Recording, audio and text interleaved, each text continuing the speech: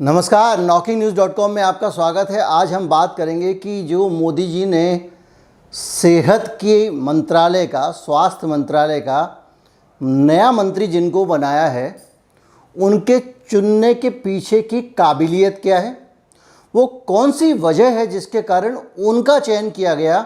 बहुत सारे दूसरे और भी विकल्प उनके पास हो सकते थे, लेकिन उनकी पहली प्रायोरिटी, पहली पसंद मनसुख भाई ही क्यों थे।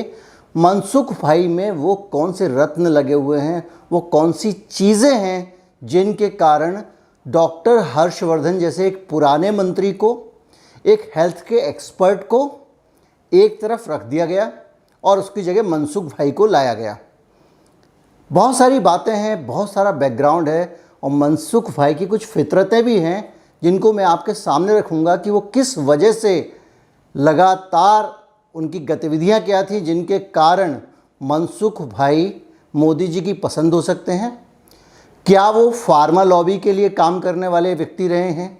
क्या फार्मा लॉबी से उनकी नज़दीकियां रही हैं? क्या डॉक्टर हर्षवर्धन वो नहीं कर सकते थे जो डॉक्टर मनसुख कर रहे हैं? दोनों मंत्रियों के बीच में काबिलियत की तुलना क्या है? इस सब पे आज का वीडियो होगा। कहीं मत जाइए, चैनल को सब्सक्राइब कर लीजिए और अगर आप इस चैनल को सपोर्ट करना चाहते हैं तो आप अपना अंशदान दे सकते हैं। डिस्क्रिप्शन में UPI ID है, उसको निकाल लें और वहाँ से आप अपने किसी भी ऐप के ज़रिए भुगतान भेज सकते हैं। चैनल को सब्सक्राइब कर लीजिए। वापस लौट रहे हैं। वैक्सीन को लेकर तो बुरी खबर आ गई है। कोरोना है भी या नहीं है, जो आपके जीने की पहली शर्त होगी, आपको वो करनी ही होगी। और विचलित करने वाली खबरें, सबसे ज़्यादा मुनाफा बाजार को हो रहा है। वायरस है, उसका हवा में खुल जाना, इससे बड़े सवाल खड़े हो गए। इस पर बातचीत करेंगे। नमस्कार।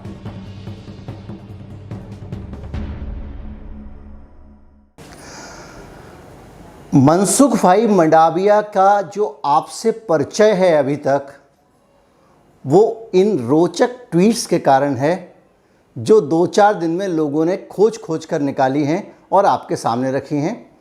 इनमें वो बाकायदा बोल बच्चन वाले अजय देवगन की तरह की अंग्रेज़ी का इस्तेमाल करते हैं और बहुत रोचक तरह की अंग्रेज़ी में वो अपने ट्वीट करते रहे हैं और लोगों ने इसको उनकी शिक्षा दीक्षा के स्तर से जोड़कर वायरल किया है। ट्वीट बहुत रोचक हैं, इसलिए मैं यहाँ शेयर कर रहा हूँ और इसलिए भी शेयर कर रहा हूँ कि अभी तक हम में से ज़्यादातर लोग मनसुख भाई को इन ट्वीट के ज़रिए ही जानते हैं। ये ट्वीट करने वाला जो आदमी है, उसकी काबिलियत मनसुख भाई की काबिलियत के तौर पे देखी जा रही है, लेकिन उनकी असल काबिलियत क्या है, ये देखते देखते वीडियो जब आप आगे बढ़ेंगे तो आखिर में आपको पता चलेगी, उनके खेल भी पता चलेंगे।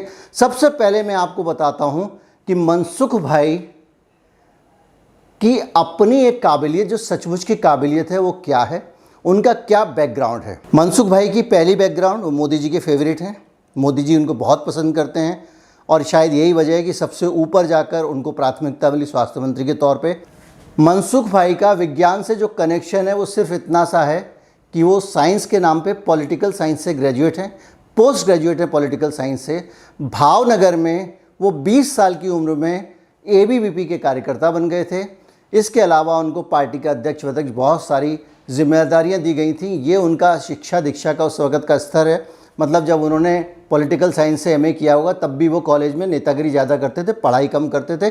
ये उनका पढ़ाई का बैकग्राउंड है। इसके बाद आते हैं उनके पॉलिटिकल बैकग्राउंड का, और उन्होंने क्या क्या जिम्मेदारियां संभाली हैं, उनका अनुभव क्या है, इसका मिलान करेंगे डॉक्टर हर्षवर्धन के साथ में। तो वो उनका अनुभव जो है, अगर आप देखें तो उनको मोदी जी संयुक्त राष्ट्र में भेज चुके हैं इस काबिलियत के साथ में। 2030 एजेंडा ऑफ सस्टेनेबल डेवलपमेंट पर बोलने के लिए इन ट्वीट वाले और उस काबिलियत वाले मनसुख भाई मोदी जी की कृपा से संयुक्त राष्ट्र में बोल चुके हैं। ये उनका अनुभव है। गुजरात एग्रो इंडस्ट्री कॉरपोरेशन के चेयरमैन रह चुके हैं, एग्रो इंडस्ट्री कॉरपोरेशन के चेयरमैन रह चुके हैं, और उनको अक्सर वो वाले डिपार्टमेंट और काम दिए जाते हैं जो मोदी जी के मित्रों का, जहाँ पे बताते हैं मित्रता मोदी जी की रही है, उन जगहों के काम दिए जाते हैं। और वो शिपिंग मिनिस्ट्री और केमिकल फर्टिलाइज़र मिनिस्ट्री में थे, इससे पहले स्टेट मिनिस्टर थे। और वहाँ पे वो लगातार उनकी जो विजिट वहाँ होती रहती थी अडानी, कच्छ में अडानी पोर्ट पे, और जाते वाते रहते थे। मैं आपको फ़ोटो भी शेयर कर रहा हूँ, उनका अपना ट्वीट है, मैं अपनी तरफ से कोई फ़ोटो या फ़ोटोशॉप, एक तो लोग हर चीज़ को नकली बोलने लगते हैं। भाई नकली होता है, उसको पहचानना चाहिए। मुझे भी नकली पसंद नहीं है, लेकिन कम से कम थोड़ी जांच तो कर लें। ये जो है उनका अपना ट्वीट है, इसलिए इसके नकली होने के कोई चांसेस नहीं है। इसके अलावा उनका जो बैकग्राउंड है वो सिर्फ इतना ही है कि वो पूरी दुनिया घूम चुके हैं, पूरा देश उनके 14 देशों की विदेश यात्रा कर चुके हैं, ये उनके बायोडाटा में लिखा हुआ है। और देश के कई हिस्सों में जाकर वो अलग अलग जगहों पे जहाँ जहाँ उनको जो काम पड़ता रहा है उसके ज़रिए जाते रहे हैं। अब मैं उनसे डॉक्टर हर्षवर्धन की काबिलियत की तुलना करता हूँ। तो एक तो वो डॉक्टर हैं, पीजी डॉक्टर हैं, एमएस हैं, और वो जो है वो नाक कान गला विशेषज्ञ हैं। इसके अलावा उनका जो परिचय है वो वर्ल्ड हेल्थ ऑर्गेनाइजेशन के एग्जीक्यूटिव बोर्ड के चेयरमैन हैं, स्वास्थ्य मंत्री बने पहली बार 1993 में। तो डॉक्टर हर्षवर्धन ने सबसे पहले पायलट प्रोजेक्ट के तौर पे हिंदुस्तान में दिल्ली में ही पल्स पोलियो अभियान में टीकाकरण शुरू किया था। उससे प्रभावित होकर यूनिसेफ ने इस प्रोजेक्ट को फंड किया और पूरे देश में एक पल्स पोलियो अभियान चलाया गया। और अब भारत अगर पोलियो मुक्त है तो उसमें बहुत बड़ा योगदान डॉक्टर हर्षवर्धन का है। दिल्ली में एक कानून लेकर आए, सख्त कानून, सार्वजनिक स्थल पे सिगरेट पीने पे रोक लगाई गई, 18 साल से छोटे बच्चों को बीड़ी सिगरेट बेचने पर रोक लगाई गई। ये कानून भी सबसे पहले डॉक्टर हर्षवर्धन लेकर आए थे। ये उनका बैकग्राउंड है। डॉक्टर हर्षवर्धन की नाकाबिलियत क्या है ये बाद के हिस्से में बताऊंगा, जबकि मनसुख भाई की काबिलियत की बात होगी, क्योंकि दोनों मिलती जुलती हैं। उसके कारण उनको हटा दिया गया स्वास्थ्य मंत्री पद से। मोदी जी ने 6 महीने उनको केवल स्वास्थ्य मंत्री रखा, उसके बाद अपने खास जेपी नड्डा को लगा दिया। और 2019 में जब दोबारा मोदी जी जीत के आए तो दोबारा से डॉक्टर हर्षवर्धन को स्वास्थ्य मंत्री बनाया गया। मनसुख भाई की खास काबिलियत के बारे में अभी और भी चीज़ें आने वाली हैं, लेकिन उससे पहले मैं आपको बता दूं कि स्वास्थ्य मंत्री का पद इस हिंदुस्तान में कितना महत्वपूर्ण होता है, इसका अंदाज़ा आप इससे लगा लीजिए। मैं आपको डॉक्टर हर्षवर्धन की जब काबिलियतें बता रहा हूँ तो कुछ चीज़ें बताना नहीं भूलूंगा कि बाबा रामदेव की दवा वो बेचने के लिए पहुँच गए थे। एक जगह ऊट पटांग झूठा बयान दिया उन्होंने, जिसमें उन्होंने स्टीफन हॉकिंस के किसी वैज्ञानिक सिद्धांत को सीधे बोल दिया कि ये वेदों से आया, उसके लेके कारण की उसकी बहुत जगहसाई हुई, और भी बहुत सारे काम किए। इसलिए ये ना समझा जाए कि डॉक्टर हर्षवर्धन को मैं 100 में से 100 नंबर दे रहा हूँ, लेकिन फिर भी मनसुख भाई से जब आप तुलना करते हैं तो डॉक्टर हर्षवर्धन के इस योगदान को समझना पड़ेगा, और ये भी समझना पड़ेगा कि वो किस महत्वपूर्ण मंत्रालय को संभाल रहे हैं। वो मंत्रालय है स्वास्थ्य मंत्रालय, जिस पे देश के कई प्रधानमंत्री रहे हैं। स्वास्थ्य मंत्री चंद्रशेखर स्वास्थ्य मंत्री रहे हैं, पीवी नरसिंह राव देश के स्वास्थ्य मंत्री रहे हैं, आई के गुजराल स्वास्थ्य मंत्री रहे हैं, इसके अलावा मोरारजी देसाई स्वास्थ्य मंत्री रहे हैं। इतने बड़े बड़े लोगों ने स्वास्थ्य मंत्री के पद को देश के सुशोभित किया है।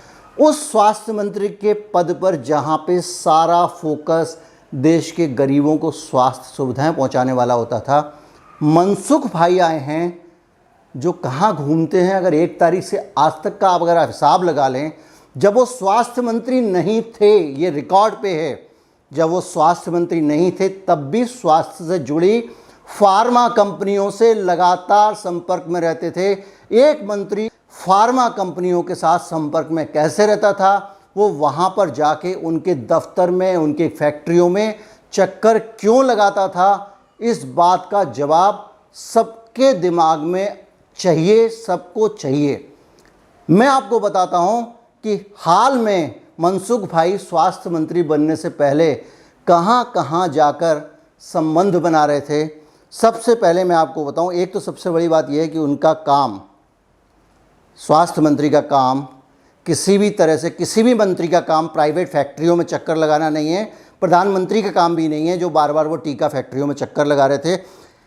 मनसुख भाई पूना जाके सीरम इंस्टीट्यूट का तीर्थाटन करके आ चुके हैं। उन्होंने, ये वही मनसुख भाई है, 1 जुलाई ज़्यादा दिन नहीं हुए हैं, हिंदुस्तान में जो दवा प्रतिबंधित हो चुकी है रेमडेसिविर, जिस दवा को WHO ने कहा कंडम है, जिसको हमारे डायरेक्टर जनरल ने कहा और खुद प्रधानमंत्री मोदी ने कहा कंडम है, उसको लेकर ये अपनी पीठ थपथपा रहे थे कि हमने इतनी कंपनियों में दवा बन गई, इतने डोज सुनिश्चित हो गए। इससे आप अंदाज़ा लगा सकते हैं कि एक प्रतिबंधित दवा सारे अस्पतालों में इतना ज़ोर शोर और उत्साह से क्यों बनाई जा रही थी, और इसके लिए वो कंपनियों को थैंक्स कर रहे थे मंत्री जी। दूसरे ही दिन उसके मंत्री जी पूना में दिखते हैं, सीरम इंस्टीट्यूट में जाके राउंड मार के आते हैं। आजकल देश केंद्रीय मंत्री, प्रधानमंत्री उनके सीरम इंस्टीट्यूट के राउंड बहुत मार रहे हैं। वो वहाँ गए हैं, एक प्राइवेट कंपनी में इस देश का मंत्री जाता है और वहाँ पे जाके मिलता है, और उसके बाद में वही मंत्री पूना की एक और कंपनी में जाता है जो है हिंदुस्तान सैनिटाइज़र कंपनी, और वहाँ पे भी जाकर वो कहता है कि यहाँ बहुत अच्छा काम हो रहा है, बहुत सारा सैनिटाइज़र बन रहा है वगैरह वगैरह। आप अगर 2 जुलाई को छोड़ दें, 1 जुलाई को छोड़ दें, 2 दिन हो गया, ये इत्तेफाक हो सकता है, लेकिन बार बार कितने इत्तेफाक होंगे। इन्हीं 7 दिनों के अंदर फिर से 4 जुलाई को मंत्री जी गुजरात की एक टीका कंपनी में पहुंच जाते हैं, और वो है कैडिला जाइडस की मैन्युफैक्चरिंग फैसिलिटी।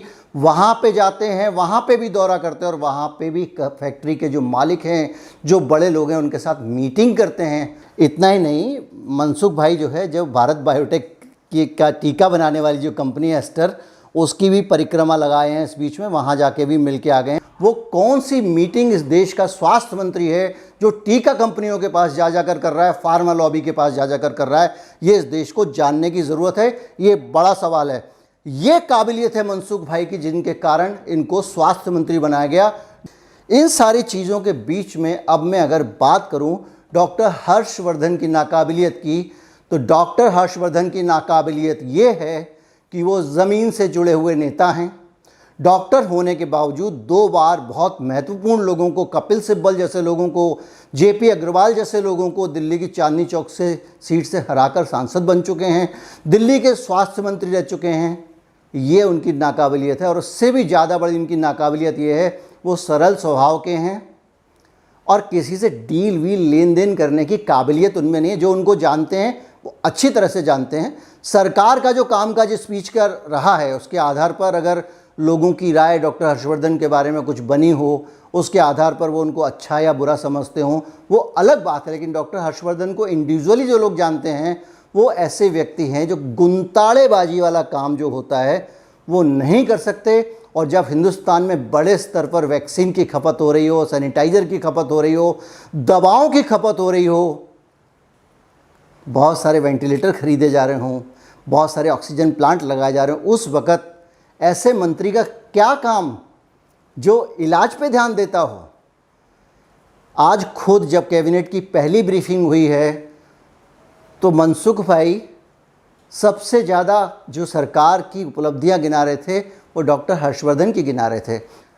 डॉक्टर हर्षवर्धन जो हैं, उनकी जो नाकाबिलियत है वो यही है कि वो थोड़ा सा गणित, भूगोल, विज्ञान, सेटिंग वेटिंग में ढीले हैं। आरएसएस के स्वयंसेवक हैं और उनका प्रचंड विश्वास है कि जो है संघ की विचारधारा है वो बहुत महान है। बहुत पुराने स्वयंसेवक हैं और वो अपनी जो ही वो जी जनाब वाली जो आरएसएस है उससे आते हैं। ज़्यादा गणित, भूगोल, विज्ञान जो भी सेटिंग वेटिंग है उसमें वो कमज़ोर हैं। और जब इतनी सारी परचेजिंग हो रही हो दवाओं की और दवा कंपनियों के साथ में आपको डील करना हो, तो उस डीलिंग में डॉक्टर हर्षवर्धन ज़्यादा खरे नहीं उतरते हैं। इस वक्त जो दौर है वो अस्पताल बनाने से ज़्यादा दवाओं के इंतज़ाम का, टीकों के इंतज़ाम का दौर है। इसलिए एक ऐसे आदमी की ज़रूरत है जिसका टीका कंपनियों से, दवा कंपनियों से अच्छा सा राबता हो। मनसुख भाई जो है केमिकल फर्टिलाइज़र वाले, पोर्ट ट्रस्ट वाले, पॉलिटिकल साइंस के ग्रेजुएट, ये सब काम ज़्यादा पॉलिटिकल तरीके से कर लेते हैं। इसलिए ऐसा लगता है कि उनको ये मंत्रालय दिया गया है।